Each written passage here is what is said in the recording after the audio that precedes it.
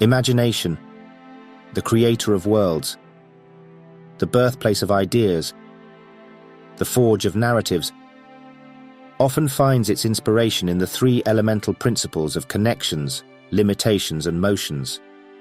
Whether consciously or subconsciously, these elements form the bedrock of storytelling, the pillars that uphold the architectural marvel of a well-crafted narrative. It is the fertile ground upon which the seeds of a plot germinate, the crucible that tests the mettle of our characters, and the unseen wind that propels the story forward. The concept of connections entails the intricate webs woven between places, characters, and things. Limitations, seemingly paradoxical, are not barriers but catalysts, encouraging characters to push boundaries and think outside the box.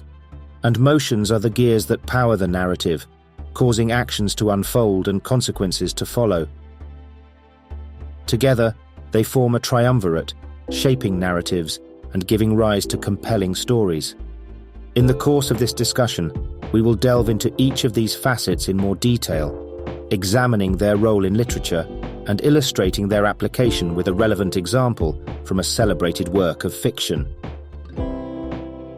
The first cornerstone of this triad, connections, illustrates the interplay of different elements in a narrative. Like a celestial dance, the characters, objects, and locales of a story ebb and flow around each other, each playing their part in creating a larger narrative tableau. The world of Harry Potter, conceived by J.K. Rowling, is a masterclass in this regard, with a myriad of connections that lend depth to its magical universe. In Rowling's creation, the connections between characters, locations, and even seemingly innocuous objects are layered with meaning and purpose.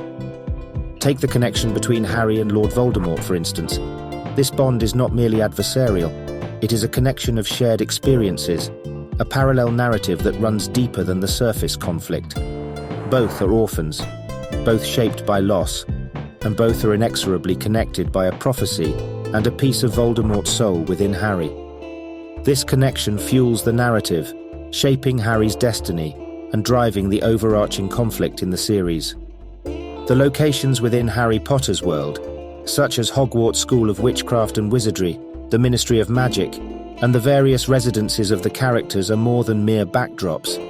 They serve as an extension of the characters and their states of mind. Hogwarts, with its shifting staircases and secret passages, mirrors the wonder and unpredictability of magic that Harry and his friends navigate.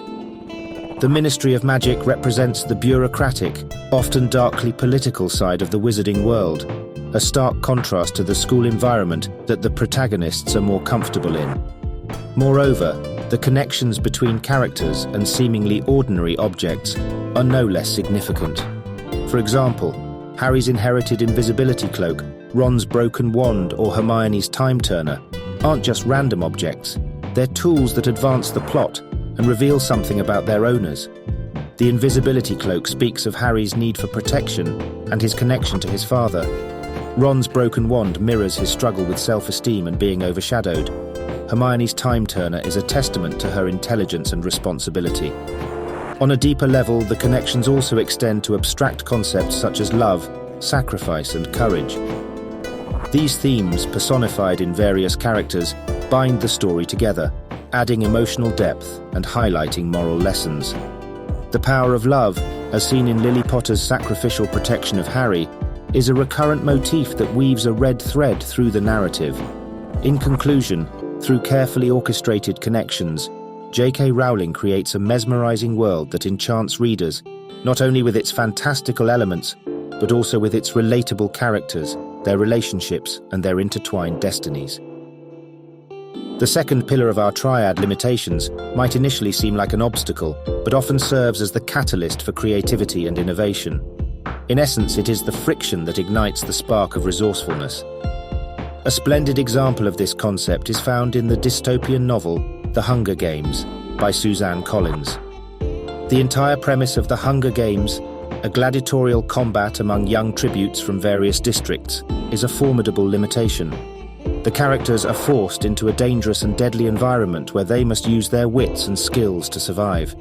This hostile setting pushes characters, notably the protagonist Katniss Everdeen, into a corner, triggering ingenious strategies and fostering growth. Kandris, faced with the limitations of the deadly arena, manifests creativity and resourcefulness, from locating water to devising traps. Her skills as a hunter, honed due to the limitations imposed by her impoverished life in District 12, prove invaluable, further showcasing how restrictions can foster innovation. The limitations in the Hunger Games extend beyond physical survival. The characters grapple with emotional and moral constraints as well. They must navigate complex relationships and make tough decisions, often pitting their survival instincts against their moral compass.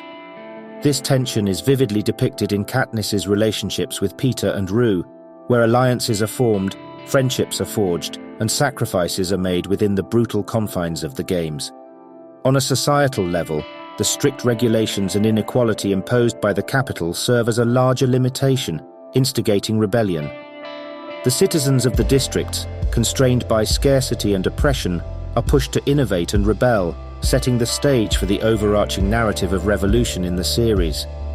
The overarching theme of the story, symbolized by the Mockingjay, is born from the limitations of the oppressive society. The Mockingjay, initially a symbol of defiance against the capital's control, evolves into a symbol of rebellion, signifying the transformative power of limitations. To sum up, Suzanne Collins employs the concept of limitations to drive her narrative, shaping characters, pushing the plot forward, and adding layers of tension and complexity to the story. The third and final pillar of the Triad, motions, refers to the actions and consequences that propel the narrative forward. This is vividly demonstrated in Brandon Sanderson's epic fantasy series, The Stormlight Archive. In this intricate world, the action of characters and the resulting consequences significantly influence the shape of the narrative and the world around them. The Stormlight Archive is a saga shaped by action and consequence. Every character's decision, every strategic move, every moral dilemma they face, sets off a ripple effect throughout the world of Roshar. For example, Kaladin's decision to protect his fellow bridgemen not only saves their lives, but also sets him on a path towards becoming a Knight Radiant.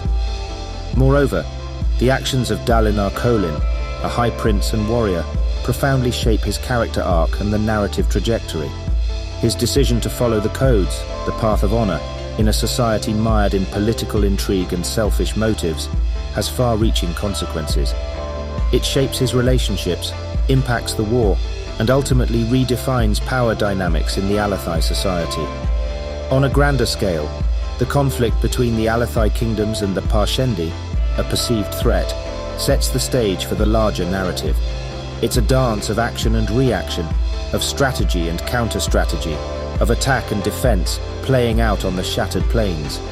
Each skirmish, each military move, influences the balance of power and progresses the plot. The narrative also employs the idea of motion on a supernatural level. The Recreance, a historical event where the Knights Radiant seemingly betrayed humanity, has profound consequences in the present, shaping societal attitudes, causing fear of the Radiants, and leading to the loss of powerful shardblades and shardplates. At the heart of the series lies the looming threat of the Desolation, an apocalyptic event triggered by actions in the ancient past. This impending catastrophe drives the narrative, influencing characters' actions and the course of the world. Thus, the world of the Stormlight Archive is a testament to the principle of motion. Every decision, every action has a consequence, shaping the narrative and molding the world, demonstrating the profound impact of motion in storytelling. These narrative elements, connections, limitations, and motions, while seemingly straightforward, are like an intricate waltz in the hands of a skilled author. The dance of relationships and associations forms a complex network that endows characters and settings with depth and significance, making the narrative resonate with readers on a deeper level.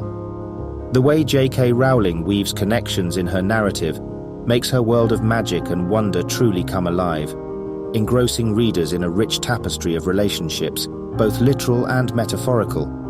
At the same time, limitations, instead of hindering, often propel the narrative into uncharted territories.